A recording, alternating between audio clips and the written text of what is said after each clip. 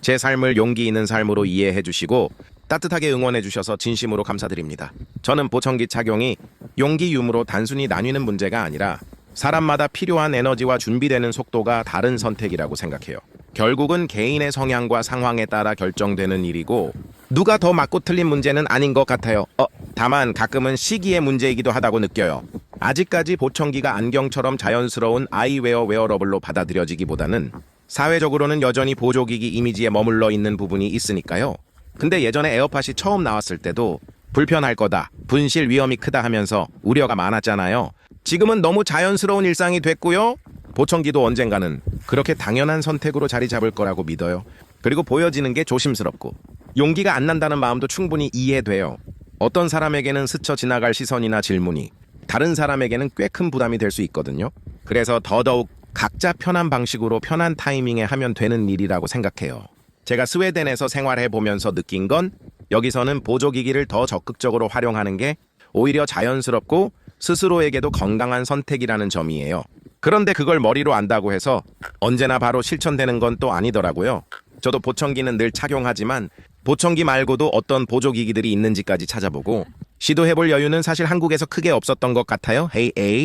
그냥 하루하루 버티고 적응하는 것만으로도 에너지가 꽉 차는 느낌이었거든요. 그래서 저는 보청기를 낀다는 게 특별히 부끄러울 일이 아니라는 말을 꼭 하고 싶어요. 보청기는 나를 부족하게 만드는 게 아니라 내 일상을 더 편하게 만들기 위해 존재하는 도구니까요. 안경을 쓰는 게 이상하지 않듯 보청기도 결국 삶의 질을 올려주는 실용적인 선택이라고 생각합니다. 그리고 무엇보다 중요한 건 보조기기를 착용했다는 형식이 아니라 그 도구가 실제로 내 삶을 어떻게 바꾸는지라고 생각해요. 잘 들리는 순간이 늘어나고 대화에서 놓치는 부분이 줄어들고 하루가 끝났을 때 몸과 마음의 피로가 덜 남는 것. 저는 그게 보조기기의 가장 중요한 역할이라고 느껴요. 사실 듣는 일은 단순히 소리를 크게 하는 문제가 아니라 정보와 관계와 안전을 지키는 일이기도 하잖아요. 말 한마디를 놓쳐서 계속 추측해야 하는 부담, 집중하느라 에너지가 과하게 소모되는 피로, 중요한 안내를 놓칠까 하는 긴장감. 이런 것들이 쌓이면 일상 전체가 조용히 어려워지더라고요. 그래서 보청기는 부족함을 드러내는 표식이 아니라 그 불필요한 부담을 줄여주는 실용적인 장치에 가깝다고 생각해요. 결국 기준은 남의 시선이 아니라 내 삶의 효율과 편안함인 것 같아요. 나를 더 편하게 살게 해주고 내가 원하는 방식으로 사람들과 연결되게 해주는 도구라면 충분히 사용할 가치가 있잖아요.